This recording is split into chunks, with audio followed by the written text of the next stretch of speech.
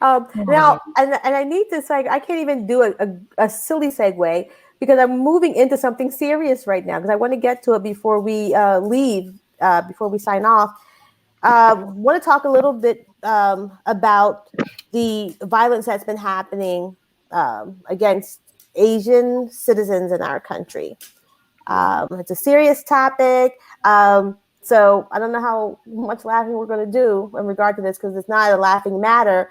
Yeah. But in New York City, since 2020, violence against Asians has gone up by 1,900%. Whoa. 1,900%. That is what is happening. Um, and greater, and Asians are facing even greater issues, like in the Bay Area. It's happening more frequently in the Bay Area, but all across the country. Attacks and slights and just general abuse. Yes, rising anti-Asian violence. It's and so much of it has to do. Everything has to do at this point in time with the coronavirus and Yeah. with in the way in which it was framed. The past administration continued to refer to it as this, China virus, and that really planted ugly seeds of hate into Mm-hmm. people's heads. And sadly, some of the people who have been involved in these acts of violence have been people of color, against, the Asian community. Is that, the overarching, overwhelming amount of people? I don't know the numbers, but I don't think so. It's not what I read. But what I did read pointed to this idea that that it is people of color, attacking, particularly Black people attacking Asians. There's this trope. If you look back into the early '90s, there was that trope with Blacks and Koreans, the infighting there. Looking at the Rodney King situation, and like in burning down of Korean grocery stores because people felt, put upon by the Korean community. Um, but the fact of the matter is that our communities are constantly pit against each other. We Mm-hmm. both have felt the sting of racism and abuse. And what happens is that, the white community and powers that be pit us against each other so that we can be warring forces instead of coming together. Well, Right. recently that's been changing. We are coming together. We're working together more now. And we're understanding that we have more in common than not, and we're appreciating the various struggles. Um, for years, the story has been, oh well, Asians, they don't suffer. They're well educated. They have they're wealthy. The economic status is above, and that's not true. Certainly, there are a lot of Asians who are accomplished. That's awesome, and they're well to do. But in New York City, Asians actually Mm-hmm. comprise of the lowest members of the lowest economic status. That's something that people don't know. Hmm. And that the cast an aspersion, no. It's just to say what the reality is that we're all out here struggling Right. Right. and we're in this together.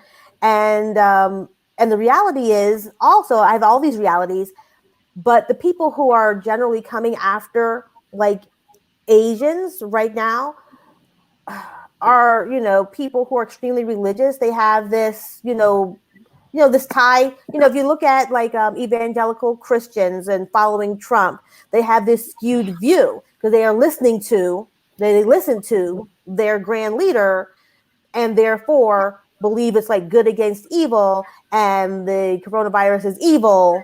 So the Chinese are evil because they're the ones who brought us the virus. It's crazy Right. thinking and it's extremist thinking. Is this the thinking of mainstream America? I would hope not. But what I do know is that there is an uptick in violence, a serious uptick, and it's something that can't be ignored because, Asian lives matter. Black Mm-hmm. lives matter. Brown lives matter. We all matter. And we can't fight amongst ourselves. We have to fight for what's right. And I don't mean fight with your fist because, people try to twist that up. But we Mm-hmm. have to, you know, um, put away all of this negativity, and not do that. So I know that's not a fun ending, but it's important.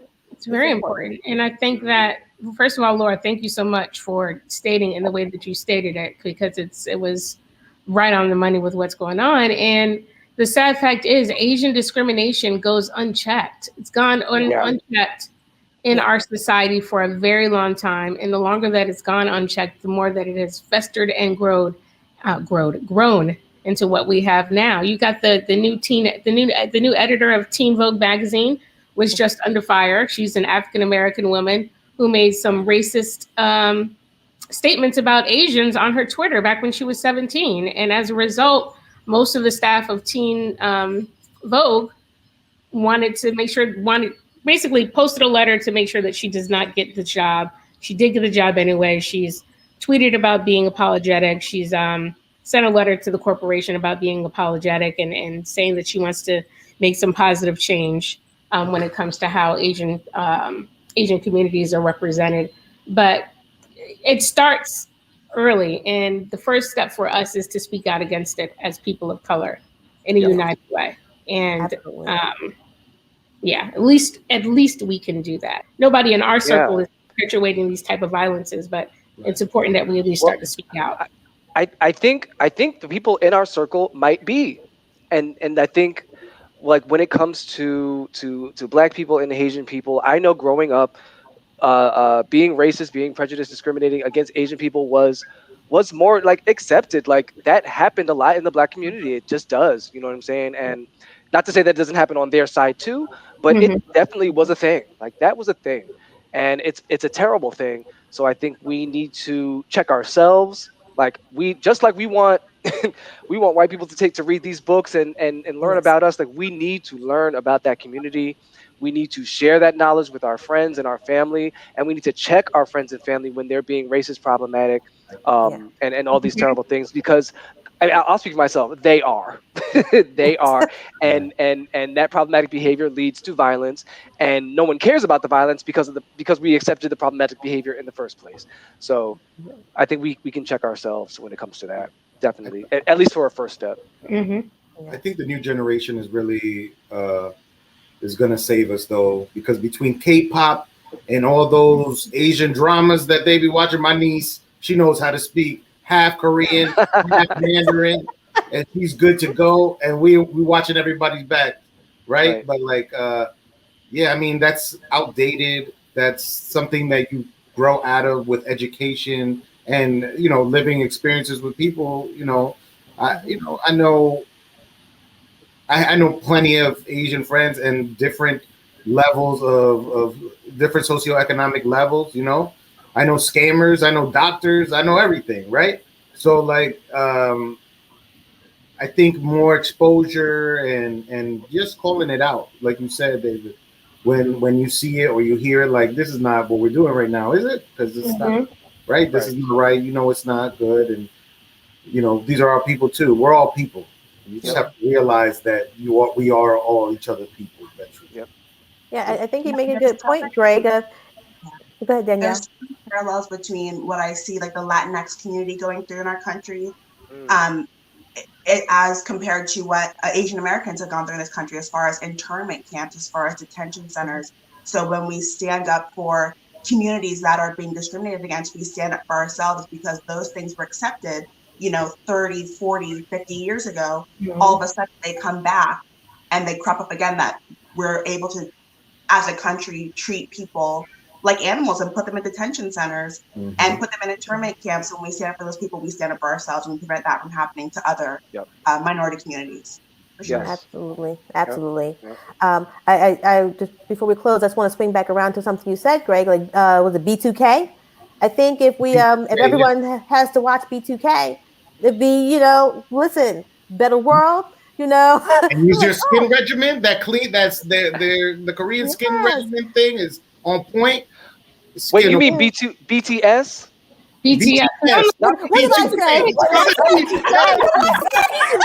Omarion. Thank you, David. Thank you. This whole time. I said, when I said, when did somebody mention B2K and I didn't hear it? Because I fucking love B2K. But I also love BTS. I love K-pop. K-pop's great. K-pop. So I'm for B2K or BTS. I'm with Let's both. put all They should do a together. tour. Well, They should do it. That would there'd be so many. There'd be like 15 people on that tour in one group, and nobody would get paid anything. Oh my gosh. Well, this has been awesome. Thank you so much, David, for joining us. Hopefully, we can get you to come back again. We Yeah, want to come see back. more of you. Awesome. Sure. Awesome. Well, this has been the Goss. I'm Laura Canty Samuel. I'm Payvar Snipe. And we have Greg and Danielle. Yeah. There we go. Yeah. There's just going to be a big pause. So I was gonna let Danielle go first. I was letting you go, Greg. Thanks so much. And thanks to Big Will for like making this happen. Everybody have a good night. Good night. Thank y'all so much. Thank Thank you. you. Bye. Riley.